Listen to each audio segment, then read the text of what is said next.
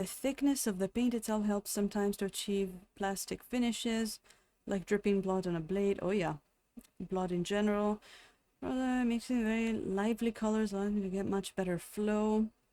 Also, my paints are way too thin out of the bottle. No matter how much I shake and the control goes out of the window if I don't rub the brush on a paper towel. Yeah, no problem.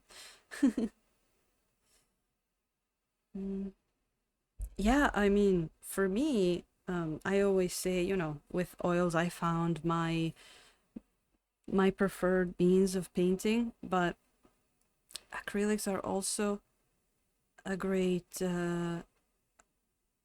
tool, and whatever works for you, you just do all the experiments. Make sure you try everything. Don't be afraid. There we go. And in the end, acrylics can be great for their quickness, for their speed of drying. Some time ago, I used speed paints. No, not speed paints.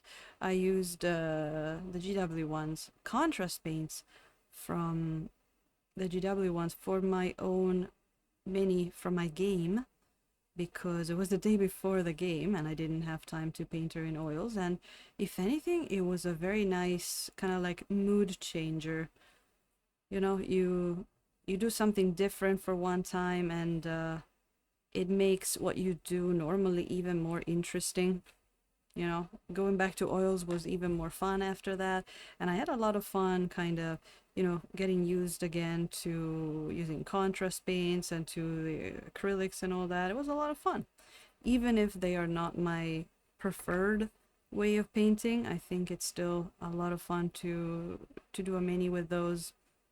And I got a pretty decent looking mini actually, and it was dry right away.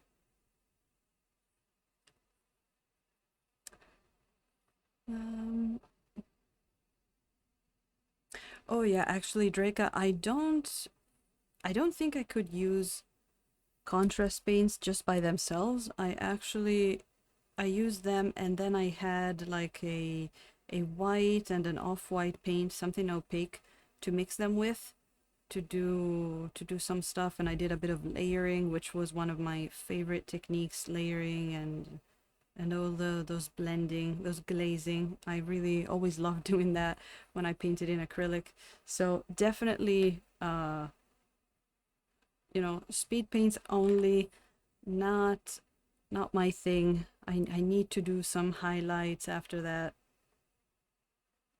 You need to get your hands, to get your brush dirty, so to speak. Never know how to paint this bone. We'll have to check. I think I put too much light on the part above it, but let's move on up there. And let's put some color up here. Now how, oh, there you go. Let's put some life back into this guy. He was looking a little bit too muted in tone, which is okay. But now we're moving on to his chest, and these muscles they look great. They're always a lot of fun to work with. So I'm going to start with this, like basically a bit of Terra Rosa into the Brilliant Yellow Pale. It makes this like rosy yellow kind of skin tone that is going to make him look like he's, still alive and not a corpse. But, I do like the more almost like grayish muted skin tone as well. With then we can always add some spurts of what do you call it? Of saturation, sorry. Um Maybe because I've added very little ochre. Interesting. What would you care to send me a picture maybe later on Discord or something? I'm kind of curious what to see what the problem is. I'm not sure if you can see it with the naked eye, but the fact that it was sliding around, could it be that maybe you have too much paint on the mini, Moe? But I think you're pretty good at that stuff. Because your paints never look overpainted. They actually look like you use very little paint, and it always looks super creamy. Huh. It could just be a bad color. I know that um, James found some not great colors from Williamsburg too. Which one was that he said he didn't like? Italian Terra Verte or something?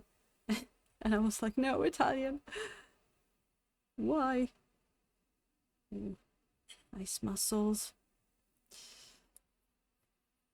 Interesting indeed. I remember I was undecided when I got my Williamsburg Brilliant Yellow Pale. I remembered that you had the extra pale, and I almost got that, but I'm kind of happy I didn't because already the Brilliant Yellow Pale that I have, it's almost white, so I can't even imagine how the extra pale would be. It sounds like it would almost be a little too bright for what I would do. Um, but yeah, that's a good description for using only contrast. It's pretty meh. Yep, yep. But even then, oh yeah, I mean the contrast paints, RDM, which is not not a professional mini painter, and he doesn't have a lot of time to prep, even if he preps like a ton of stuff for the encounters and all that. And he has all these minis that he needs to paint, and he just slaps a bunch of contrast paint, and now he has the speed paints too, which I still have to try. Um, and then that's done, and it looks great. Just like 5 minutes per mini when you need something for a game for the day after.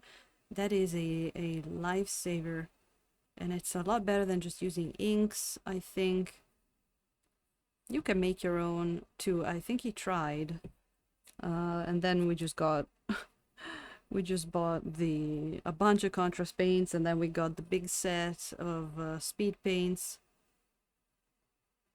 Here we go. And I hear now that even GW, no, not GW, sorry, Green Stuff World is it's GSW is getting into that thing. I think they're releasing, or was it Vallejo, or maybe both. I think Moe told me about the Vallejo, and but then when I checked, they hadn't even released the final information yet. But I think GSW was making something as well. Now I don't know if maybe one of these is more on the ink side of things, or they're slightly different, but it looks like a lot of people are jumping on the contrast paint kind of thing.